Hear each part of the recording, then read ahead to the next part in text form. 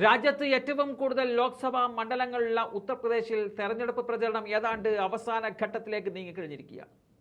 സംസ്ഥാനത്ത് 6 ഘട്ടങ്ങളിലായി 68 സീറ്റുകളിലേക്കുള്ള വോട്ടെടുപ്പ് ഇതിനോടകം അവസാനിച്ചു കഴിഞ്ഞു.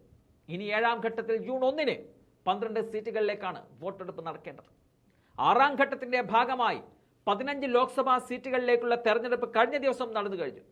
ഉത്തർപ്രദേശിന്റെ മറ്റു ഭാഗങ്ങളെ അപേക്ഷിച്ച് പൂർവാഞ്ചലിൽ വ്യത്യസ്ത രാഷ്ട്രീയ സാഹചര്യങ്ങളും ജാതി സമവാക്യങ്ങളുമുണ്ട്.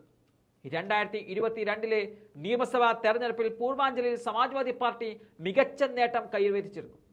6ാം ഘട്ടത്തിൽ തെരഞ്ഞെടുപ്പ് നടന്ന 15 ലോക്സഭാ മണ്ഡലങ്ങളിലായി 70 നിയമസഭാ സീറ്റുകളാണുള്ളത്. ഇതിൽ 34 സീറ്റുകൾ നേടിയ സമാജ്വാദി പാർട്ടി BJPക്ക് ശക്തമായ വെല്ലുവിളിയാണ് നൽകുന്നത്. പ്രത്യേകിച്ചും അംബേദ്കർ നഗർ, ലാൽഗഞ്ച്, അസംഗഡ് ലോക്സഭാ മണ്ഡലങ്ങളിലെ എല്ലാ നിയമസഭാ സീറ്റുകളിലും സമാജ്വാദി പാർട്ടി വിജയിക്കുകയും അവിടെ BJPയെ പൂർണ്ണമായും തൂത്തെറിയുകയും ചെയ്തിരുന്നു.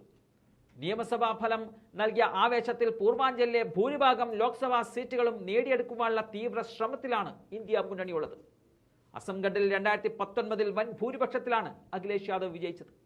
എന്നാൽ 2022 ഉപതെരഞ്ഞെടുപ്പിൽ ഇവിടെ സമാജ്വാദി പാർട്ടി സ്ഥാനാർത്ഥിയെ നേരിയ ഭൂരിപക്ഷത്തിലാണ് BJP പരാജയപ്പെടുത്തത്.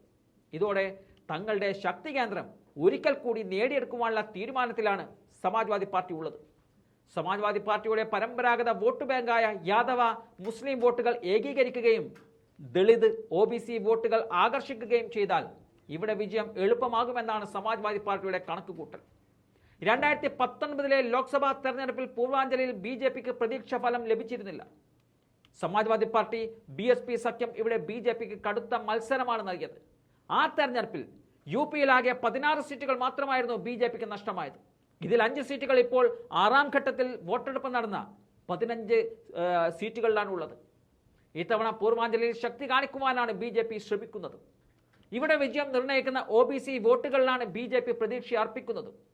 കഴിഞ്ഞ ലോക്സഭാ തെരഞ്ഞെടുപ്പിൽ പൂർവാഞ്ചലിൽ BSP സമാജ്വാദി പാർട്ടി സഖ്യം മികച്ച നേട്ടം കൈവരിച്ചതാണ്. BSPക്ക് ഇവിടെ ശക്തമായ വോട്ട് ബാങ്ക് ഉണ്ട്. സമാജ്വാദി പാർട്ടി കോൺഗ്രസിനൊപ്പം ഇത്തവണ രംഗത്തിറങ്ങുമ്പോൾ BSP വേറിട്ടാണ് മത്സരിക്കുന്നത്. അതുകൊണ്ട് തന്നെ ഇവിടെയുള്ള ത്രികോണ മത്സരം തങ്ങൾക്ക് ഗുണം ചെയ്യുമെന്നതാണ് BJP കരുതുന്നത്.